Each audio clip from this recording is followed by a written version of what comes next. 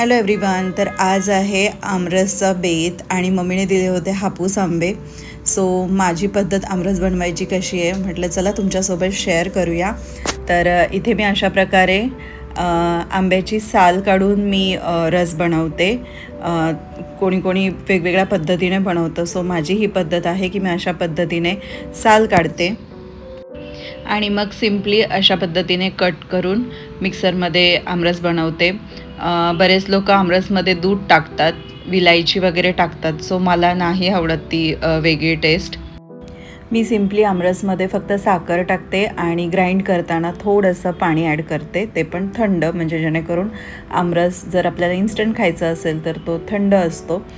जर तुमच्याकडे वेळ असेल तर तुम्ही नॉर्मल पाणी टाकून पण करू शकता आणि मग फ्रीजला ठेवू शकता आणि खायच्या वेळेस तुम्ही थंड थंड आमरस घेऊ शकता. सो इथे मी 2 आंबे घेतले होते आणि त्याच्यामध्ये 4 चमचे साखर टाकलेली आहे.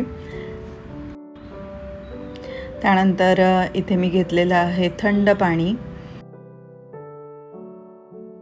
थोडंसंच घ्यायचं आहे आपल्याला, जास्त पातळ किंवा जास्त घट्ट पण आमरस एवढा टेस्टी नाही लागत. आणि इथे मी मिक्सरला ग्राइंड करून घेतलेलं आहे. सो प्रत्येकाची आमरस बनवण्याची पद्धत वेगवेगळी असते. म्हटलं चला मी कसं बनवते ते तुमच्यासोबत शेअर करूया. तर इथे तयार झालेला आहे आपला थंड थंड असा आमरस, एकदम सिंपल पद्धतीने आणि तितकाच टेस्टी. सो त्याच्यानंतर मग मी इथे बनवायला घेतलेल्या आहेत गरम गरम चपाती. या सीझनमध्ये भावार्थचं आणि माझं हे फेवरेट डिश असते.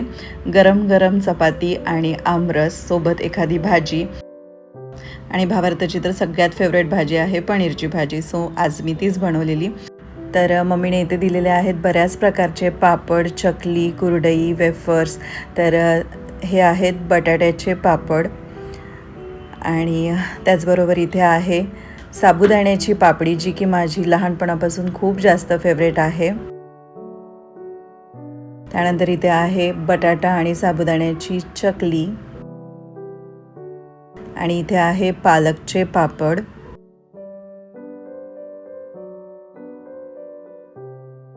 त्याचबरोबर इथे आहे कुरडई आणि त्याच्या खाली आहे बटाट्याचे चिप्स, म्हणजेच वेफर्स, जे की खूप होते पूर्ण डब्बा भरून आणि आम्ही ते खाऊन खाऊन थोडे थोडे संपवले. त्याचबरोबर इथे आहेत गव्हाच्या शेवया, ज्या की मला खूप आवडतात, ज्या मी तिखट पण बनवून खाते आणि गोडसुद्धा दुधामध्ये खाते. तर सर्वात अगोदर मी आता इथे कुरडई तळून घेते आहे. तर मम्मीने हे सगळं ना मी ऑफिसला असताना बनवलं, नाही तर याच्या रेसिपीसुद्धा मी तुमच्यासोबत नक्की शेअर केल्या असत्या.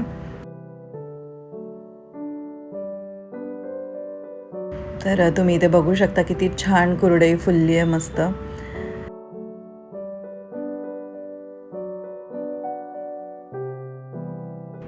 त्यानंतर आता मी इथे तळतीये पालकचा पापड.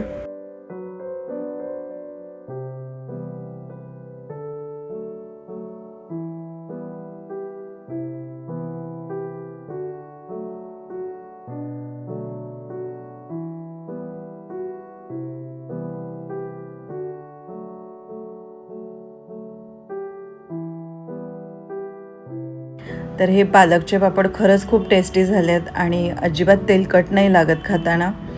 त्यानंतर मी आता इथे फ्राय करते आहे बटाटा आणि साबुदाण्याची चकली.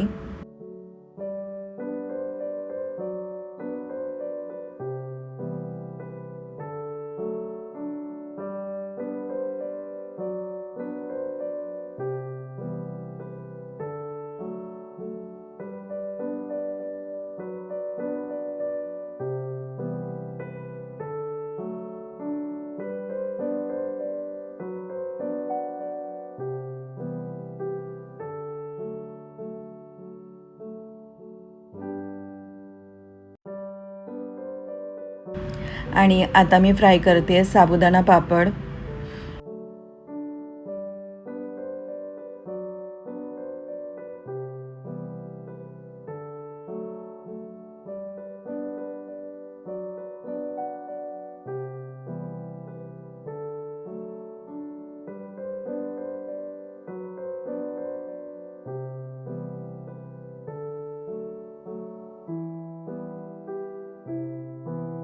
आणि इथे आता मी तळते बटाट्याचे पापड. हे पापड आपण भाजूनसुद्धा खाऊ शकतो, तसेही छान लागतात.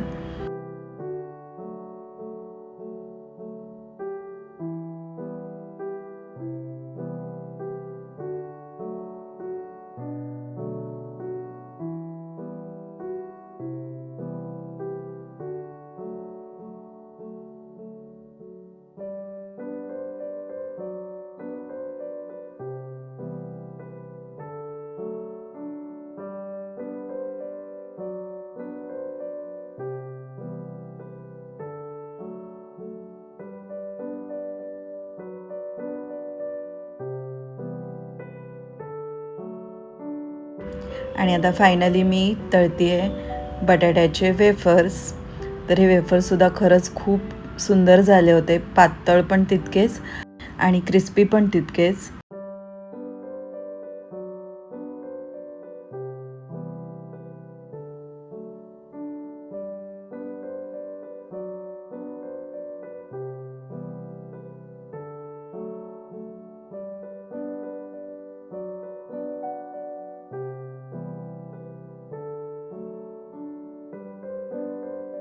तर अशा पद्धतीने हे तळणीचे पदार्थ मम्मीने यावर्षी बनवलेले आहेत. म्हटलं चला तुमच्यासोबत शेअर करूया. सांडगेसुद्धा बनवलेले आहेत, त्याचीसुद्धा रेसिपी मी तुमच्यासोबत नक्की शेअर करेल. सो असं मम्मी दरवर्षी छान छान बनवते, म्हणजे कसं पटकन जेवताना आपल्याला तोंडी लावायला तळणीचे हे पदार्थ छान वाटतं. आणि जे घरगुती बनवतं त्याची टेस्टच वेगळी असते. सो इथे मी रेडी करते जेवणाचं ताट, ज्याच्यामध्ये आहे चपाती, मस्त आमरस, पनीरची भाजी आणि हे सर्व तळलेले पदार्थ.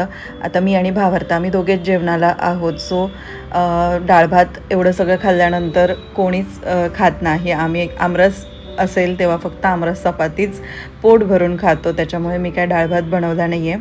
सो असं आहे आजचं आमचं हे जेवणाचं ताट.